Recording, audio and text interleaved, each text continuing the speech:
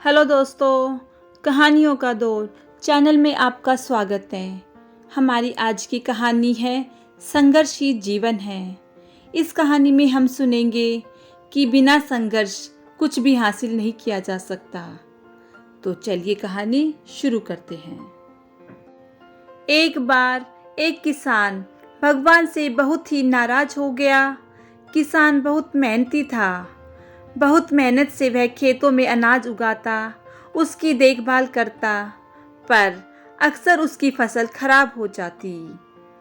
कभी सूखा पड़ जाता, कभी बाढ़ आ जाती, कभी तेज धूप, कभी आंधी, कोई न कोई कारण बन ही जाता कि उसकी फसल खराब हो जाती। एक दिन वह किसान गुस्से में आसमान की ओर देखकर भगवान से कहा, हे ईश्वर, आपको लोग सर्वज्ञाता मानते हैं कि आप सब जानते हैं। कहते हैं कि आपकी इच्छा के बिना एक पत्ता भी नहीं हिलता।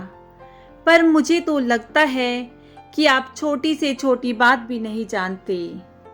आपको तो ये भी नहीं पता कि खेती बाड़ी कैसे करते हैं। अगर आप जानते होते तो हर समय जो बाढ़, आंधी और तूफान आते हैं वो कभी नहीं आते। आप नहीं जानते कि कितना नुकसान उठाना पड़ता है हम किसानों को। यदि आप मेरे हाथ में यह शक्ति दे दें कि जैसा मैं चाहूँ वैसा मौसम कर दूँ, फिर आप देखना, मैं अन्न के भंडार लगा दूंगा। भगवान इस किसान के तीखे वाक्य सुनकर मुस्कुरा रहे थे और भगवान किसान के सामने प्रकट होकर बोले, मैं आज से तुझे यह शक्ति देता हूँ कि तुम अपने खेतों पर तुम्हारी जैसी इच्छा हो तुम वैसा मौसम कर दो। मैं बिल्कुल भी दखल नहीं दूंगा, तुम्हारी इच्छा से सब कुछ होगा। किसान बहुत खुश हो गया। किसान ने गेहूं की फसल अपने खेतों में बोई। जब उसे लगा कि खेतों को धूप चाहिए तो खेतों को धूप मिले। जब पानी बरसना चाहिए तभी पानी बरसा। आंधी, तूफान, बाढ़ कुछ भी उसने अपने खेतों पर आने नहीं दिया। किसान के खेत में इस वर्ष ऐसी फसल हुई जैसे कभी नहीं हुई थी। हरी भरी लहलाती फसल। मन ही मन वह बहुत खुश हो गया और सोचने लगा, अब सबूत के साथ दिखाऊंगा भगवान को कि इसे कहते हैं शक्ति का सही उपयोग। मेरी सफलता देखकर उन्हें अपने नियम जरूर बदलने पड़ेंगे। कुछ दिन गुजरे, फसल कटने को तैयार हो गई। किसान बहुत उत्सुकता के साथ फसल को काटने लगा, पर जैसे ही उसकी नज़र गेहूं की बालियों पर गई तो उसने अपना सिर पीट लिया और वह रोने चिल्लाने लगा।